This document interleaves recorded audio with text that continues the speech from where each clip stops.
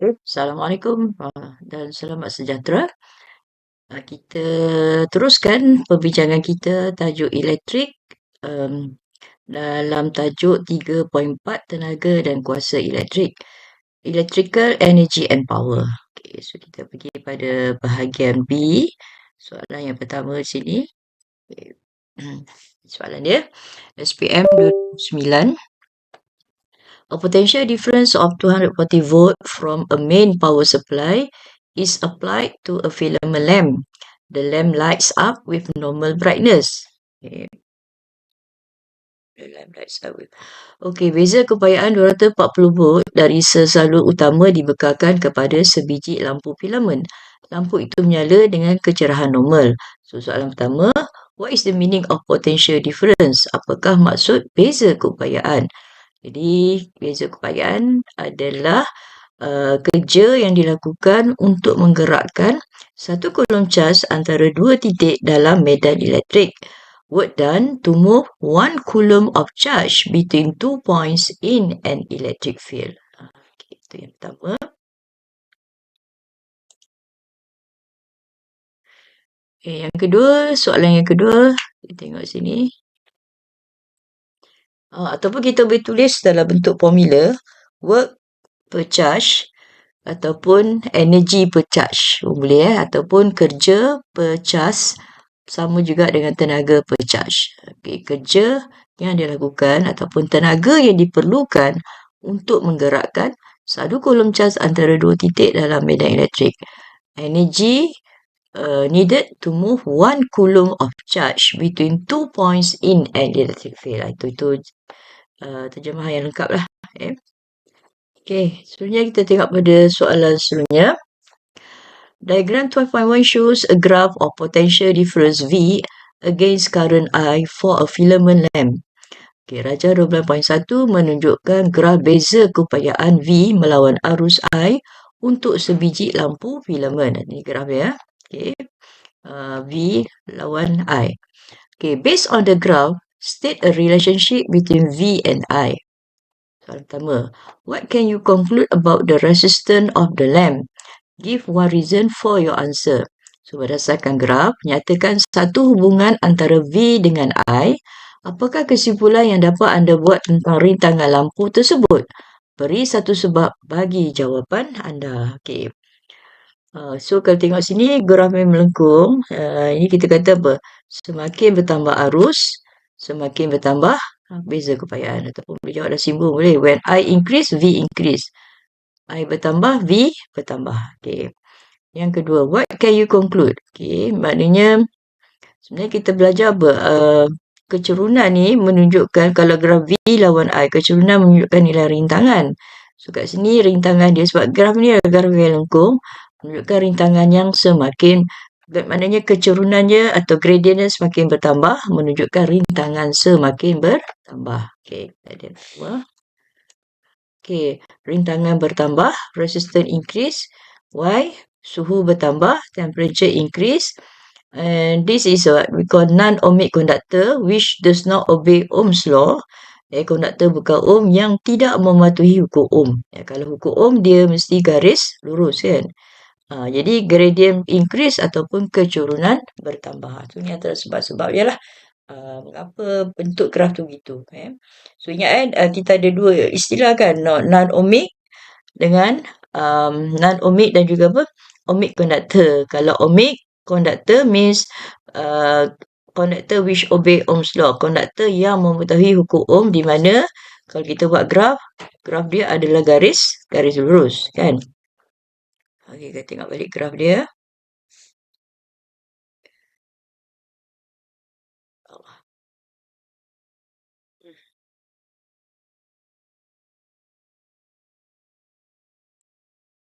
Okey, kau ikut graf dia.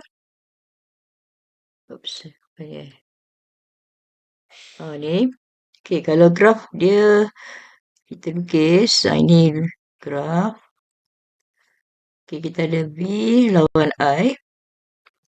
Okey, kau dapat macam ni. Straight kan? So, yang ini adalah gradient. Constant kan? Constant. ataupun gradient constant, kecerunan yang malar menunjukkan R yang malar lah, constant kan. So R constant, R tak berubah lah. Ini yang menunjukkan sebagai ohmic conductor ataupun conductor ohms. Dia sebut apa? Ohmic conductor ataupun conductor ohm. So ini menunjukkan beza antara non-ohmic dan ohmic conductor. Okey, soalan seterusnya. What happened to the energy dissipated in the filament lamp when the current flowing is decreased? Padanya arus makin bertambah kan. Bila arus yang mengalir berkurang, ini menunjukkan tenaga yang dihilang dalam filament akan berkurang lah. Dia akan berkurang. Okay. Sebab bila current yang mengalir tu rendah, maka tenaga yang dia dapat pun rendah lah, berkurang. Okay. Alright, soalan seterusnya. Diagram 12.3 shows an energy saving bulb. Okay, kita ada energy saving bulb. Okay, kita ada energy saving bulb. When it is connected to a 240 volt power supply, the bulb produce 10 joules per second of light energy. Okay. Rajah menunjukkan sebuah mentor jimat tenaga. Apabila disambungkan kepada bekalan kuasa 240 volt, mentor itu menghasilkan 10 joule per saat. Okey, kalau tengok sini label dia ialah 11 watt. Maknanya input dia sepatutnya dia boleh produce 11 watt. 11 watt tu maksud apa? 11 joule per saat. Ya, ingat balik. 11 watt menunjukkan, so kita ada di sini dia ada, okay, kita tengok rating dia. Kita ada power sama dengan 11 watt. 11 watt ni bersamaan apa? 11 joule per saat. So ini ialah power in lah. Power yang boleh dia keluarkan oleh mentor ni. Yang mana bekalan kuasa dia ialah 240 volt. Betul kan? Jadi kat sini dia bagi maklumat 10 joule. 10 joule ni maksudnya P out. Yang hasil yang dia boleh bagi. Iaitu apa? 10 joule per second. Jadi dia dah kurang kan sebanyak satu lah. Jadi sekali lagi soalan pertama dia tanya, the current flows through the bulb. Arus yang mengalir melalui mentor. Jangan lupa kita ada formula P sama dengan VI. Betul? So bila P sama VI, I sama dengan P per V. Yang mana P kita ialah tadi berapa? 11 lah kan? 11 bahagi 240. Cuba kita kira lah. Berapa jawapan dia? So, cikgu dapat 0.046 ampere. 0.046 ampere. Okay, itu yang pertama. Yang kedua dia tanya, the heat energy lost in 1 second from the bulb. Tenaga haba yang hilang. So, makna kata dia sepatutnya dah bagi 11 joule per saat. Tapi yang dibagi hanya 10. Jadi yang hilang kita tolak je lah. So, kita ada 10 joule ataupun 11 tolak 10. Kita dapat 1 joule. Jawapan dia bukan 10 joule. Jawapan dia 1 joule. 11 tolak 10. So, kita dapat 1 joule. Okay, seterusnya the efficiency. So, formula efficiency ialah apa? Efficiency ialah apa? Power output bagi power input darab 100%. So, input kita ialah 11, output ialah 10. So, 10 bahagi 11 darab 100% dan kita dapat 90.91%. 90.91%. Okey, itu jawapan dia. Itu soalan pengiraan ni 5 markah. Okey, kita pergi pada soalan yang 10 markah di you are asked to investigate the design and the characteristic of 5 filament lamps shown in the diagram 12.2. Explain the suitability of each characteristic of the lamp and determine the lamp which can produce the brightest light. Give reason for your choice. Anda ditugaskan untuk mengkaji reka bentuk dan ciri-ciri bagi 5 lampu filament seperti yang ditunjukkan dalam Rajah 12.2. Terangkan kesesuaian setiap ciri lampu itu dan tentukan lampu yang boleh menghasilkan cahaya yang paling cerah. Beri sebab untuk pilihan anda. Jadi, kita tengok ada tak dia tak bagi. Jadi, kita tengok pada gambar rajah lah. So, apa yang maklumat yang ada yang kita kena tengok ciri-ciri. Yang pertama, dia ada tungsten wire Kat sini kita ada tungsten wire. Okey. Okey, kita ada tungsten wire. Kat sini ada tungsten wire. Tin. Dia ni lagi. Tin. Lepas tu coil.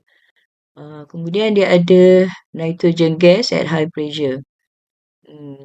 So, dia ada kat sini tungsten 1, 2, 3. 4 lah. So, kita ada okey, kita ambil yang pertama. Tungsten wire. Tungsten wire kat sini pilihan yang kedua copper wire. So, kita ada pilihan ke tungsten dengan copper wire. So, apa jawapan kita? So, kita kena pilih yang untuk mentol, kita perlukan ada R yang tinggi kan. Rintangan yang tinggi. High resistance. Kenapa high resistance? Sebab kita nak dapatkan heat dia tu. Sebab dia bila lagi panas, lagi dia membara lah, menyala dengan lebih cerah. So, jadi kita perlukan R yang tinggi. So, R yang tinggi, maka kita kena pilih tungsten lah. Untuk dapatkan tungsten wire. Jadi, copper, kita out, Q out.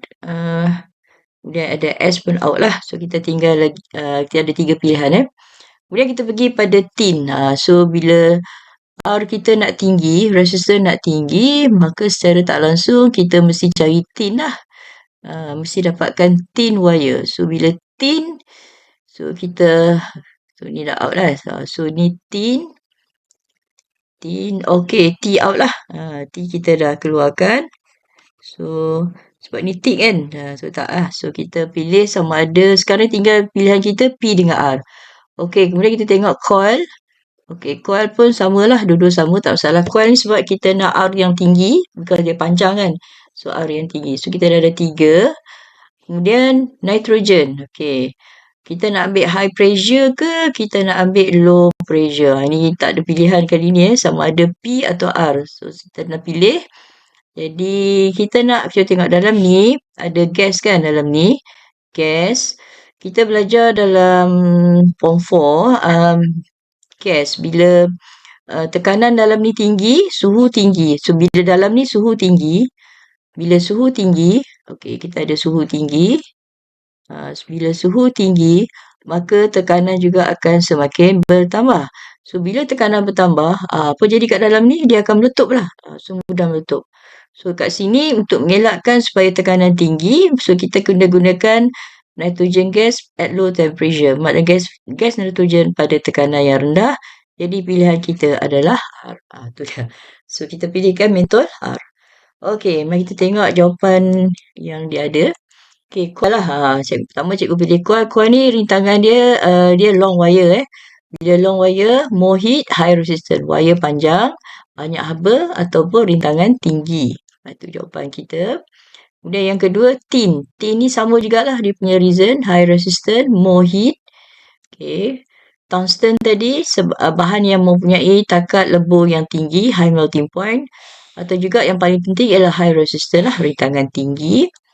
Kemudian kita ada low pressure gas, gas bertekanan rendah untuk mengelakkan mentol tidak meletup setelah lama digunakan. Bulb will not explode after it lights a long time. Because bila longer, temperature increase, pressure should be increase kan. Bila pressure tinggi, dia akan meletup lah.